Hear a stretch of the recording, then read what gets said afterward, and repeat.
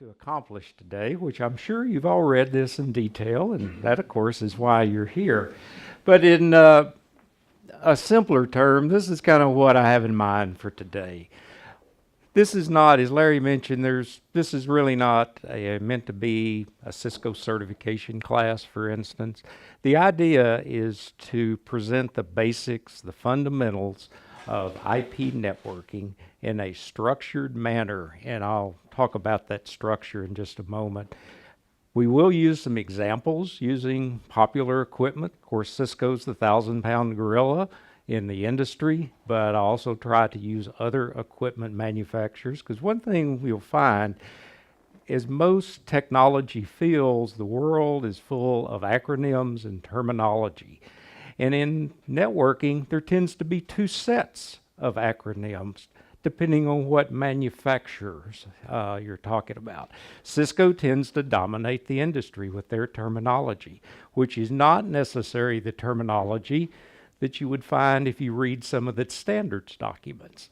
So as a result, if you look back in history, there's been kind of two sets of acronyms that have developed. The original standards, which tend to be referred to as the ComWare terminology, which became 3Com, which comes from the 3Com days, and then the Cisco terminology. So we'll try to, contrast and compare those. But the idea is to leave you with some fundamentals that then you could apply to whatever particular environment and whatever equipment you might find in your marketplace.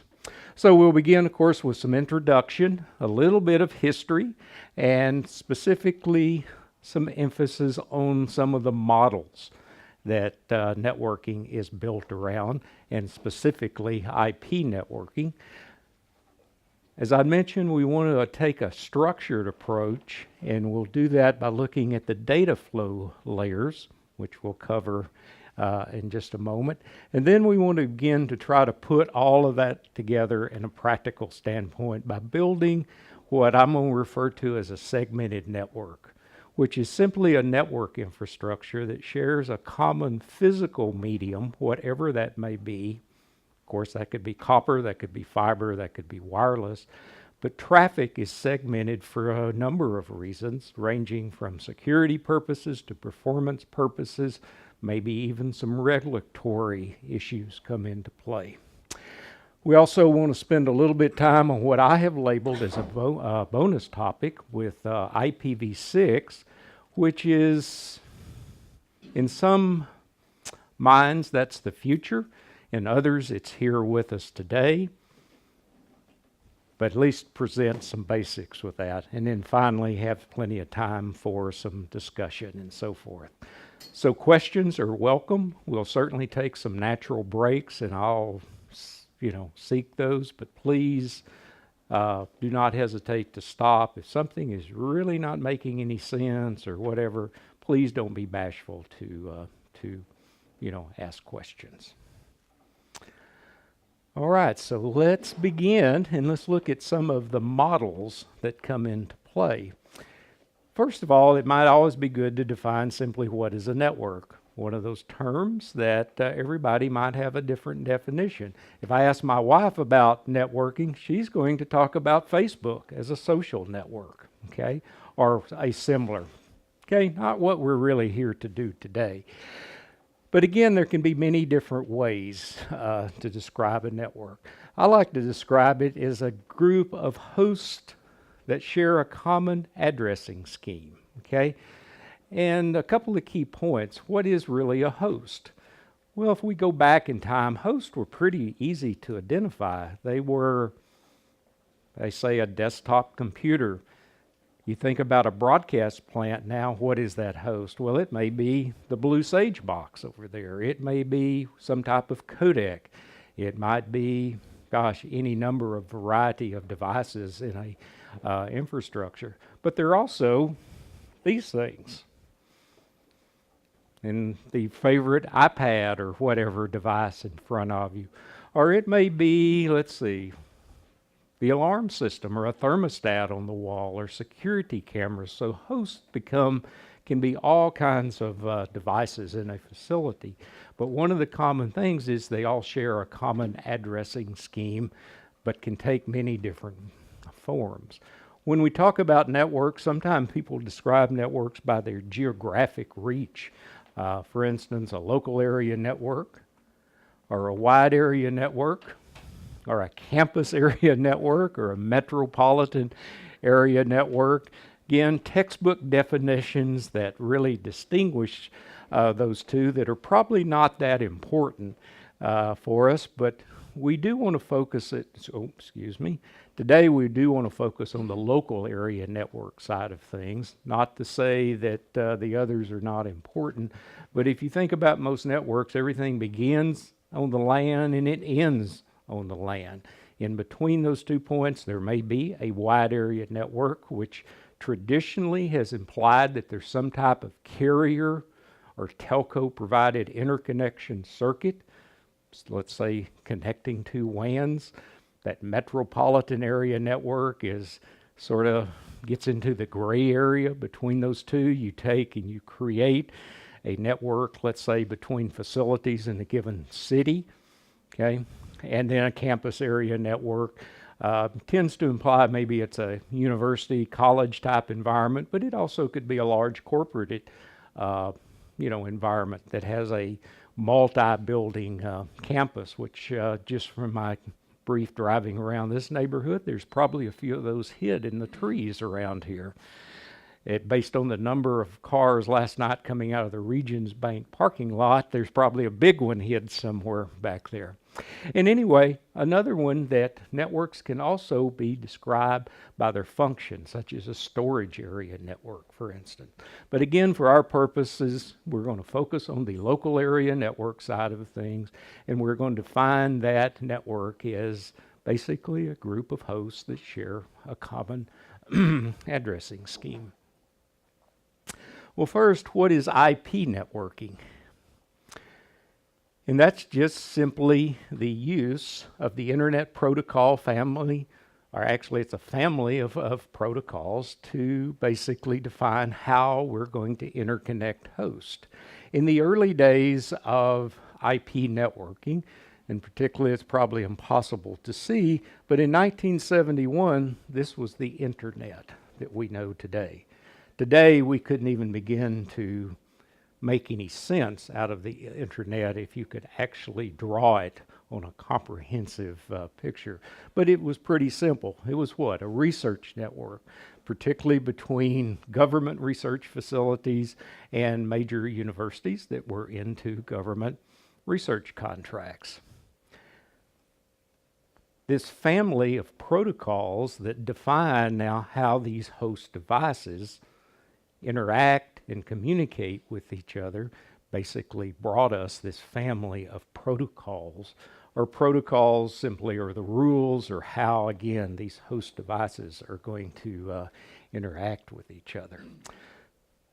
So to build a network, we have to start with 5 things as a minimum. We need a send host, we need a receive host, and remember from the description of host, that can take on many different physical forms of devices. We need to have some kind of message. We need to have some kind of information that we want to exchange between those hosts. We need some way to interconnect the host. Okay? That could be what? Certainly a piece of copper twisted pair of cable. That might be some fiber optics. It might be what? Some wireless. It might be some combination of all 3 of those. And then finally, we need a protocol, or the rule set of simply defines how those host devices are going to interact. So with those 5 things, we've built ourselves a network. Now, you look at this and say, boy, I drove all the way to Hoover today to learn about networking, and this is kind of the level we're going to be at, okay? We'll get a little more involved. But if you can keep this basic network model in your mind, as things do get more complex, it will help make sense of things. Because in most cases, what you have on a network Certainly you could build a network of 2 host devices. More than likely, that's not what you do on a daily basis. You might build a network with what? 10 devices, 25 devices, 50, hundreds. You could be well up into the thousands of host devices within a network infrastructure. But if you can take snapshots of what's going on that network, what you find is individual 2 hosts communicating with each other. Now, there may be hundreds and thousands of simultaneous, effectively communication streams going, but if you can break it down and keep this in mind. And then finally, remember the network is simply a group of host devices that share this common addressing scheme. And of course, what can a host be? Well, it's any device that shares that common addressing scheme that you can actually hook to the network by one of some type of medium. So look in just a little bit of history. Sometimes history can be useful to us because it's sort of, in a lot of ways, because things have evolved. Some of the history explains kind of how we got to where we did, and at the same time, looking toward the future, it helps understand kind of where you've come from to get to where you're trying to go. So in the early days of networking, and then again, this is back in the 70s, if you were involved in any type of networking in those early days, you probably recall there were a lot of individual proprietary standards, all developed or dominated by a manufacturer. Okay, there was no interoperability. The old saying, no one ever got fired for buying IBM. Okay, you had a total IBM infrastructure, or maybe you had a DECnet from Digital Equipment Corporation. Maybe you had, what was another one? The early days of personal computers, you might have had a bunch of Apple devices that all had a proprietary networking scheme called AppleTalk. And the list went on and on. So the early days, the goal, and again, what we know as the internet and those internet or IP protocols were developed to try to bring interoperability to this environment of multiple vendors. And it thus was a government research project funded and conceived in the Cold War days. And the idea was to build a survivable network infrastructure. In other words, a network infrastructure that was not centralized, it was distributed in architecture, so that if the East Coast, the bomb hit Washington, the rest of the country would work, or vice versa, okay? Again, development began in the late 60s. Earlier you saw a diagram that a lot of people could draw by hand of what the internet looked like in 1971. This one is probably hard to see. 1977, 6 years later, certainly more complex. Renamed the ARPANET because of the program that funded that through the Department of Defense. And what we think of as a router was really referred to at the time as an interface message processor, which is this image over here, which is, a refrigerator-sized rack full of not microcomputers, but mini computers to do that process now that effectively, are done in, one chip these days. And by the way, if you're into technology, one of these in the world still exists. It's in a laboratory at UCLA in Los Angeles. So if you're into following technology history, you can actually go see one.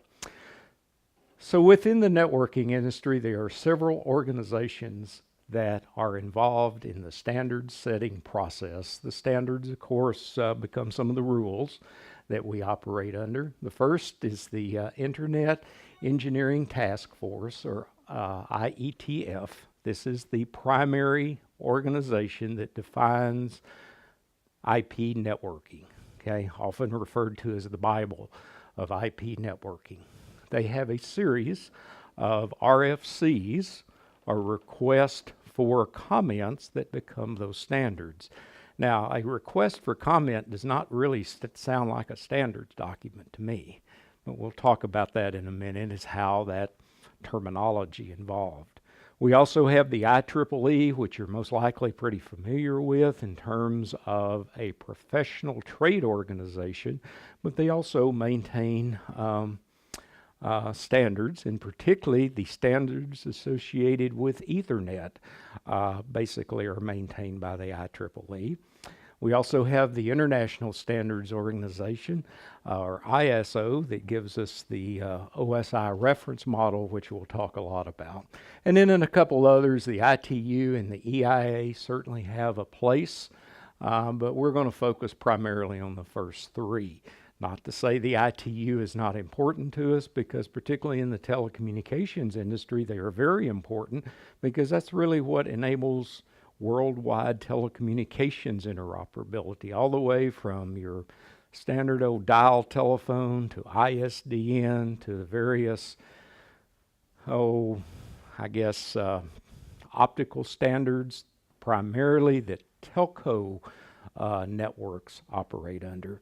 And of course, the EIA also define a lot of physical layer standards. If you think back to your days where you spent a lot of time interfacing RS-232 devices, or 422 type devices, 485 networking devices, these are all EIA standards that were developed that not only defined electrical standards, they even defined the connector and what pinout would be used, for instance, and how you wire a RS-232 connector, for instance. So looking at the IETF, again, this group is considered the Bible of the IP networking industry. Basically, all aspects of IP networking are defined by an RFC, and all of the actual standards will have a nomenclature of an RFC and a numerical designation. And several of those will be referenced throughout this presentation. There's a URL where you can go look and read these in detail. In fact, I think toward the end I'll have a homework assignment for at least one RFC that you might find enjoyment in going and looking up. But when you look at the RFC, one of the things to keep in mind, and by the way, again, back to this RFC, or request for comment, that doesn't really sound like a standard to me. You're asking for comments. Well, how did the internet evolve? Remember, it was a research project, okay? It was a research project in university labs and government research facilities. And the collaborative nature of that type of environment was that you, as a researcher, have a problem to solve. Your solution to a problem was developed, and you presented this in a collaborative fashion to this group. You did that through a process called an RFC, okay? And that name just stuck with it. And all the colleagues agreed, or maybe it's the majority or whatever of the colleagues agreed, that that RFC is a good one. That became the standard, and thus it's evolved. And with that, there's several requirement levels, and this is probably important to keep in mind.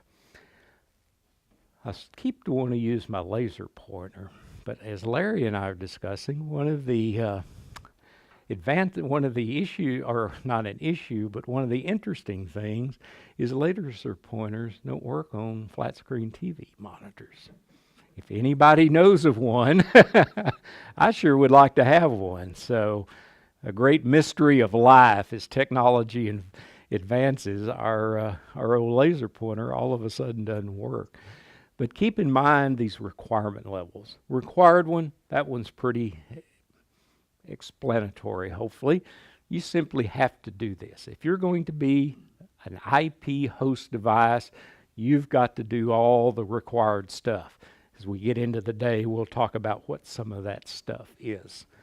There's also recommended features, capabilities that you should incorporate into your IP host device.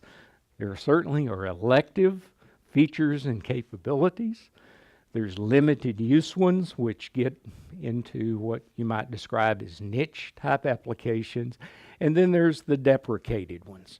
Deprecated simply are the old standards or the old RFCs that really doesn't apply because technology's moved along, or the not recommended ones, which is an interesting category in that they were developed, they were accepted, look great on paper, but don't really make it in the real world, okay?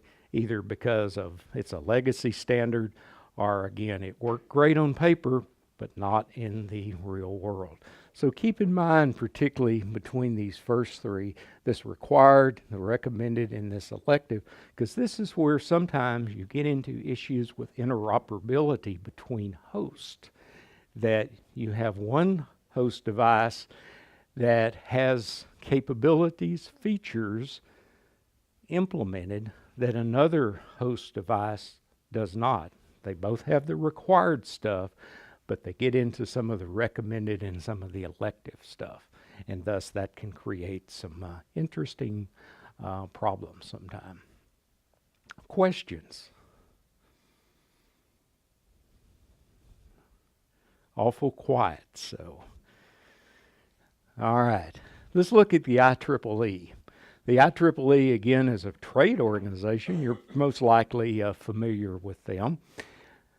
One of the, I guess, unique things that the IEEE does is they are the keepers of the Ethernet standards.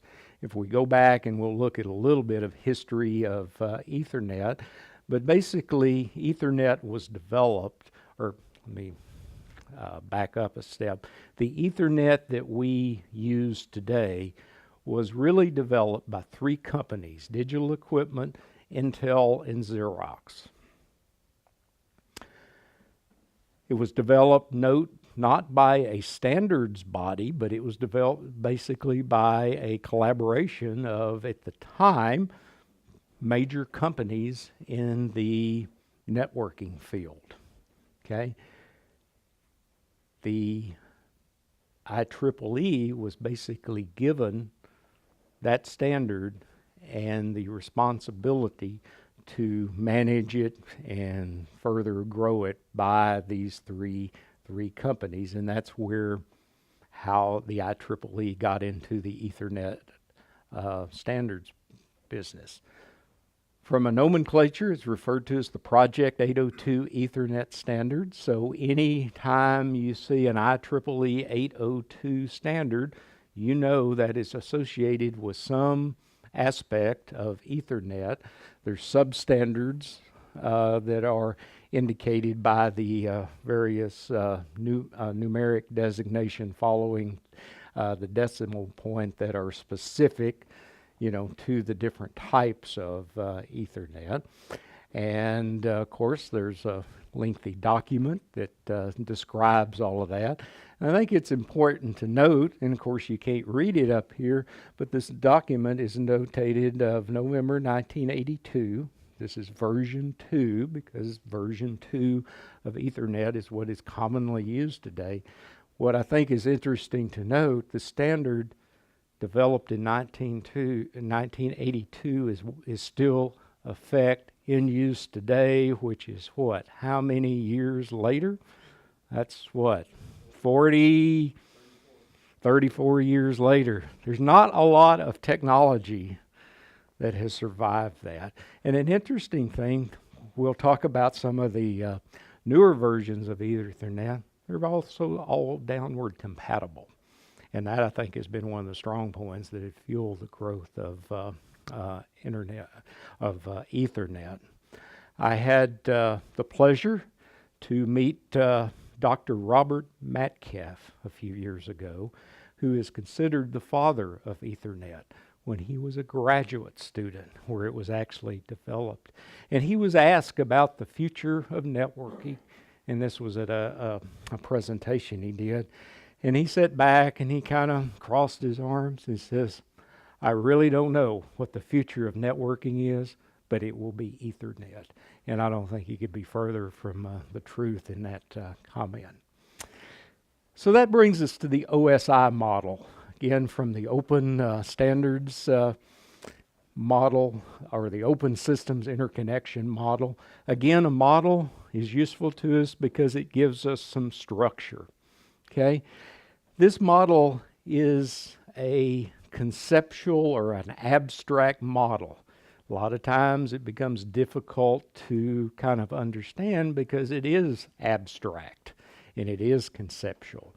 Again, this was developed back in the early days when the environment contained basically proprietary networking protocols as well as proprietary physical networking mediums. For instance, if I had, let's say this IBM DECnet infrastructure, it's going to have its own physical infrastructure in a lot of cases associated with it. Or if I had an IBM SNA network environment, it's going to have its own physical infrastructure associated with it.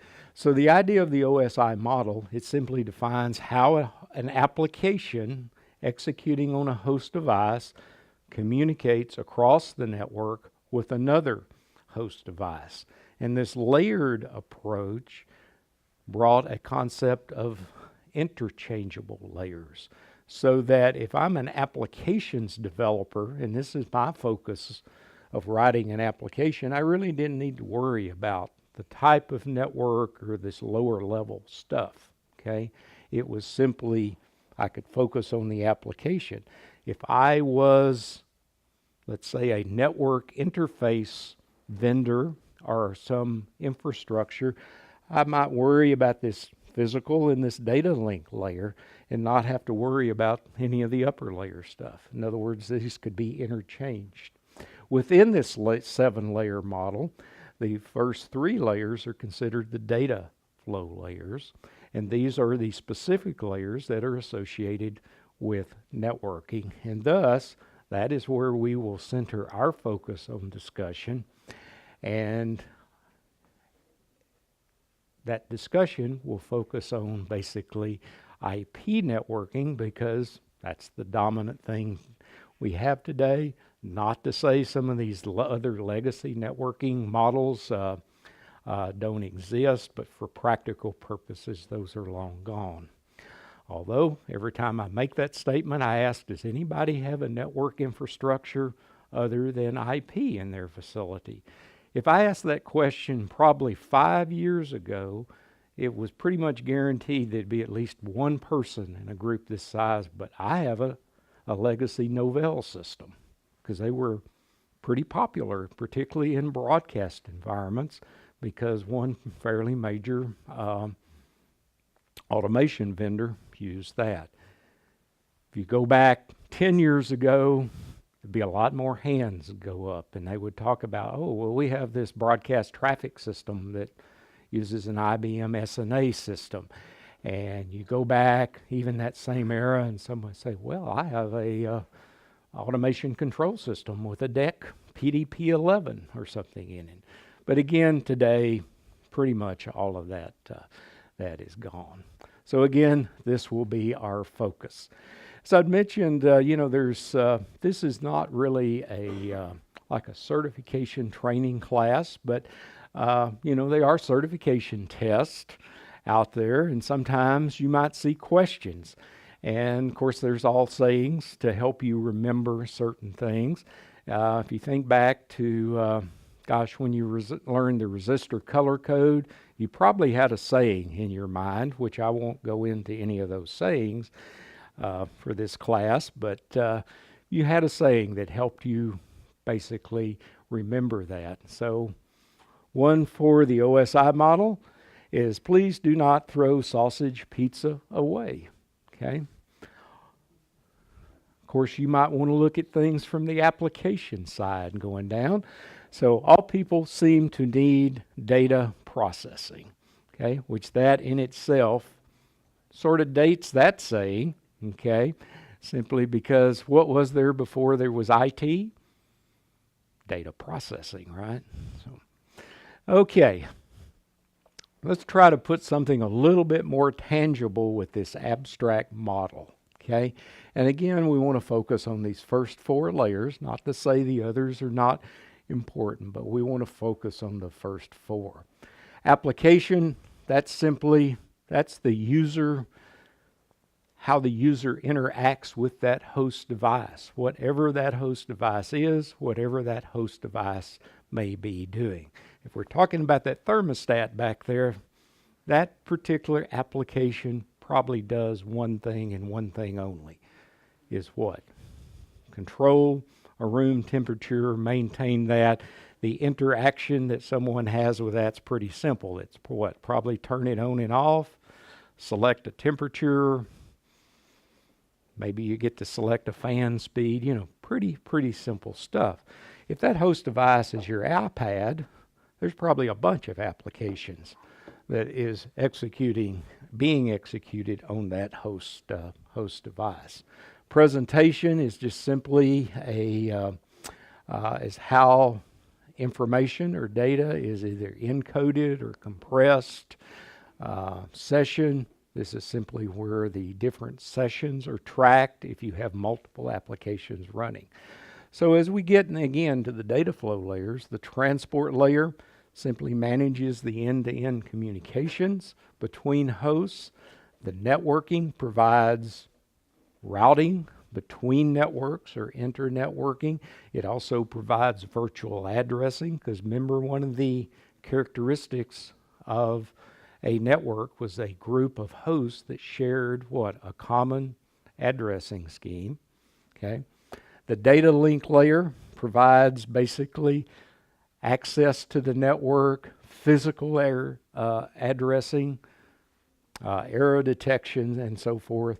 And finally down to the physical layer, which is probably the most easy to understand, or at least easy for me to understand, because that's where we're dealing with a physical network medium. We are dealing with bits on some type of medium. Often you can hold the physical network pieces in your hand. It may be a Cat5 cable, it may be a fiber optic jumper or something, but it's something more tangible. As you get into the layers, and particularly as you move up, I think it becomes more of a virtual environment where you're dealing with software and firmware being executed.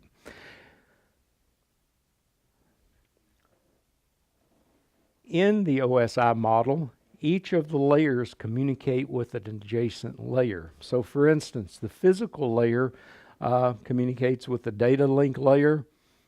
The data link layer can communicate what, in this case, with the network layer or the physical layer, okay, and so forth and so on. The physical layer, however, cannot communicate with the network layer, okay, or any of the other layers. So a layer can only communicate with an adjacent layer. Very important to keep that in mind, particularly when we begin to look at the formatting and the structure of the information that is in turn exchanged between these layers, whether we're going from an upper layer down or a lower level up. With that, each layer has a specific PDU, or protocol data unit, that is associated with it, that defines how that data or that information that we're exchanging between host devices is formatted. So down to layer 1, recall that of course is the physical layer. What do we deal with?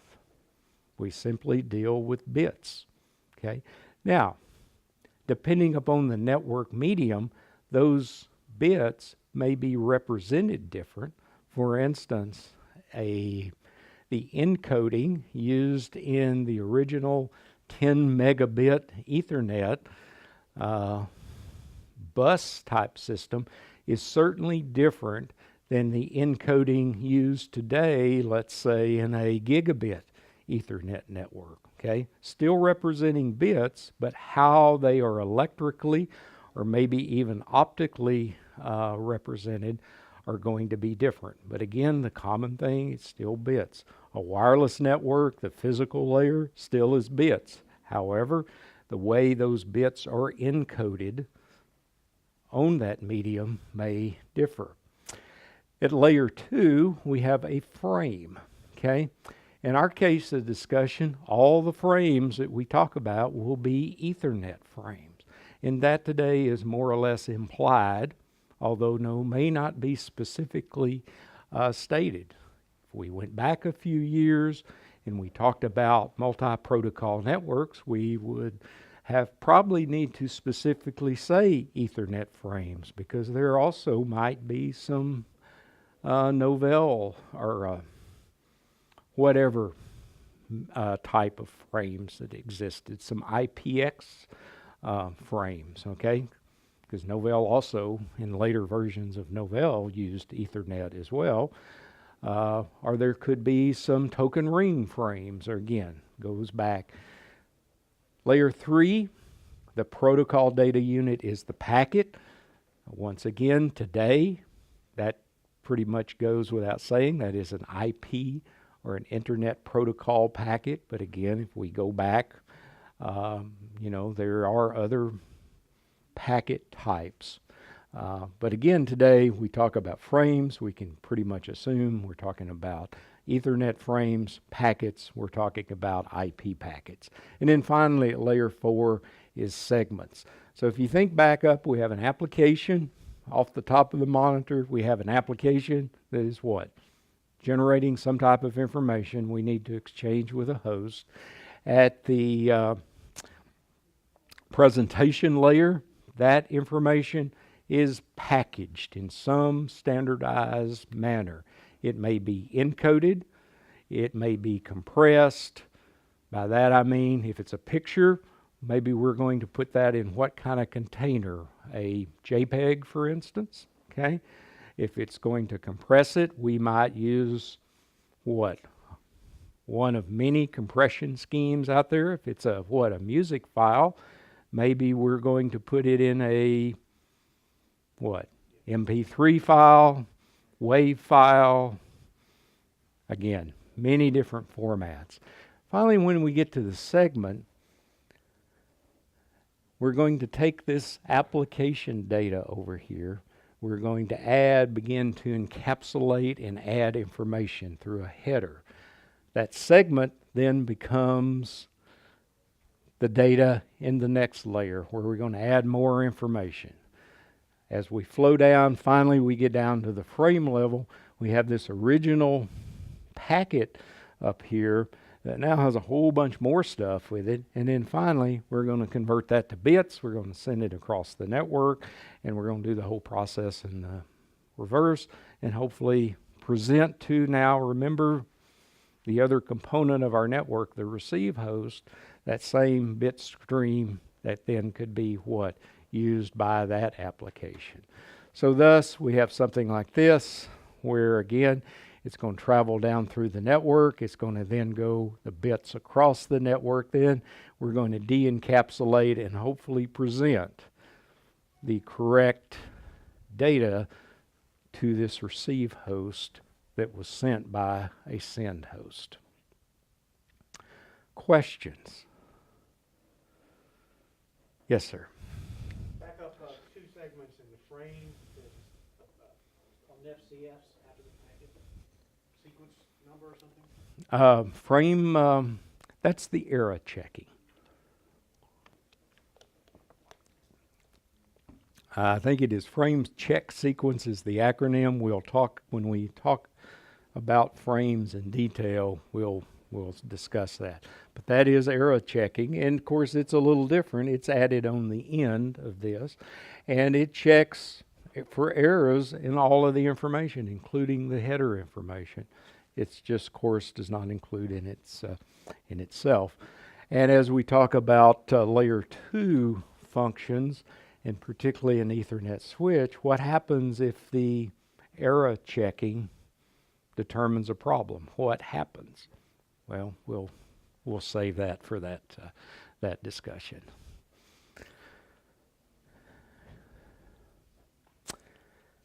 Okay, questions on encapsulation or de-encapsulation?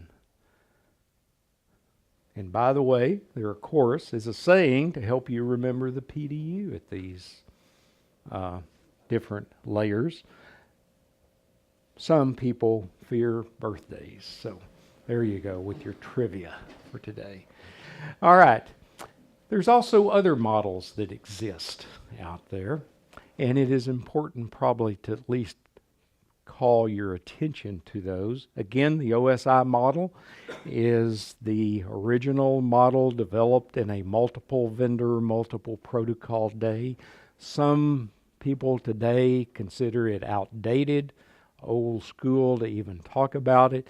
I think it's important for two reasons. One, the primary one, it provides the terminology that is still used through the entire industry today.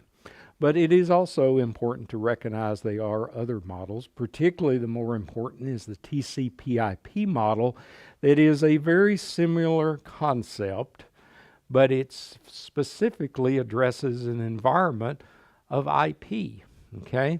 And you can see the comparison where the upper three layers are basically turned into one is the application layer, and thus you become a 4-layer model. And note the layer 1 and layer 2 are really combined into one because of a practical aspect, the physical network and the data link layer, those really sort of go hand in hand. If I'm going to create a twisted pair Ethernet interface, and I have a, let's say, a fiber optics based Ethernet interface, those are going to be similar, but they're going to be different. So those layers sort of go hand in hand. So again, just remember the TCPIP model is a 4-layer model related to the OSI model. And of course, there's the DoD model, okay, which looks very similar, except the terminology is different. And as you might expect from the military, from the government, they're going to have their own way to describe things. Conceptually, absolutely identical, just a difference in the terminology that is used. Okay, questions?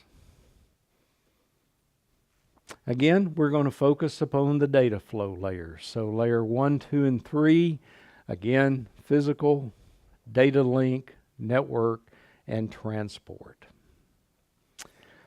So with that, let's look at layer 1. Again, Ethernet is the standard that we have today, okay?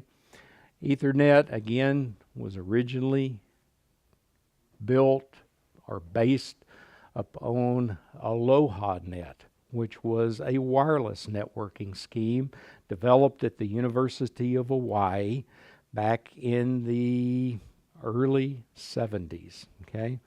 It was deployed between university facilities, wireless because what? There was water in between those facilities because they were spread across the islands. If I remember correctly, Aloha Net had a data rate of something like about, I want to say 400 kilobit, okay? By today's standards, incredibly slow, but in the time it served its purpose, okay? Again, developed back in actually the late 60s, deployed in the early 70s. Again, it was refined at the Xerox Palo Alto Research Center to become a wired networking standard by particularly Bob Metcalf and David Boggs. The purpose of the development was, again, what did Xerox do? Okay, they made copiers, right? But Xerox also was one of the earlier players in what might be considered the word processing industry, and they created laser printers, okay? And they also had a product that was a word processor. What, a desktop computer basically did one thing, produced documents. They needed a way to interface those two more than the standards of the day, which at the time were what? The RS-232 type standards, which had a maximum data rate of, oh, now I'm going to put myself on the spot because I don't really remember, but it was like, okay, whatever. Fairly slow though. They wanted to print paper fast.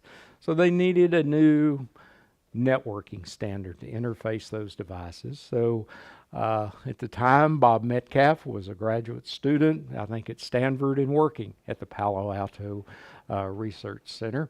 And him and David Boggs took the concepts of Aloha Net and developed what we know as Ethernet today. If you hear Dr. Metcalf's story of how that worked, he said, I could write software and David could solder, and that's how they came together. So with that, Ethernet has evolved through time. It began as a coaxial bus structured system. Has anybody seen or even used any of the original Ethernet?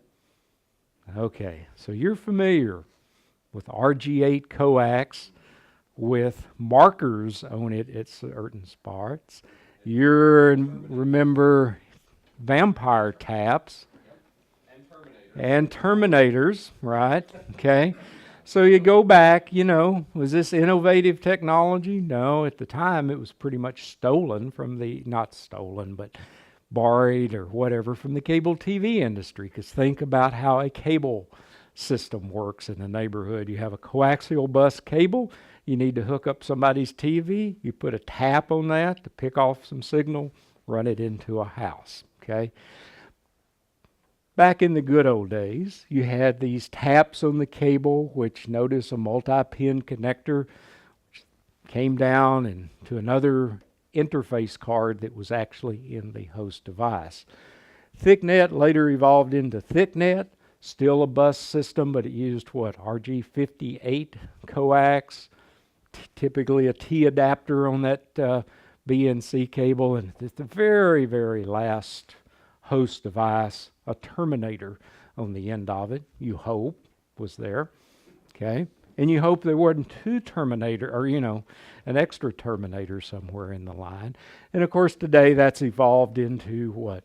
Twisted pair, category 5, category 6 cable, fiber optics. I guess I really should have something to represent wireless up there as well. Another important thing to keep in mind, the topology has changed. It's changed from a bus structure where individual host devices are sharing the medium to a switched environment. Okay, important to keep that in mind. So if we look at Ethernet today, we would come up with a fairly long list of types of Ethernet.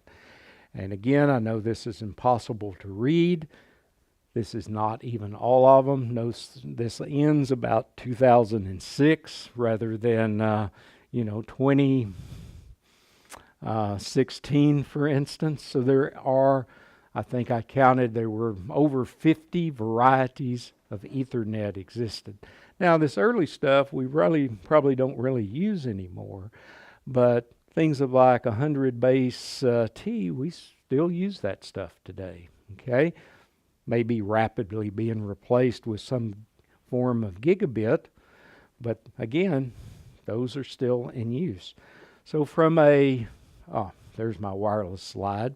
Let's not forget wireless, either what? For WAN type environments or, of course, the local area network. So with all of these varieties of Ethernet that exist, how does such as a manufacturer, how do you build equipment for a market like that? Particularly as you get up into the higher bandwidths, okay? And higher bandwidths I'll put into the gigabit category and above, where then the medium, it still might be fiber optics, but there's several types of fiber optics. Single mode, multi-mode, different wavelength frequencies depending upon the reach and the length. How in the world does a manufacturer build equipment to, suit this wide variety? Well, the solution is to use what has been referred to originally as a gigabit interface converter, or a GBIC. In other words, a little module that plugs into a universal interface slot in a piece of equipment. Those GBICs now have been replaced with what are referred to as SFPs, or a mini GBIC. Again, different terminology that is used to describe the same thing.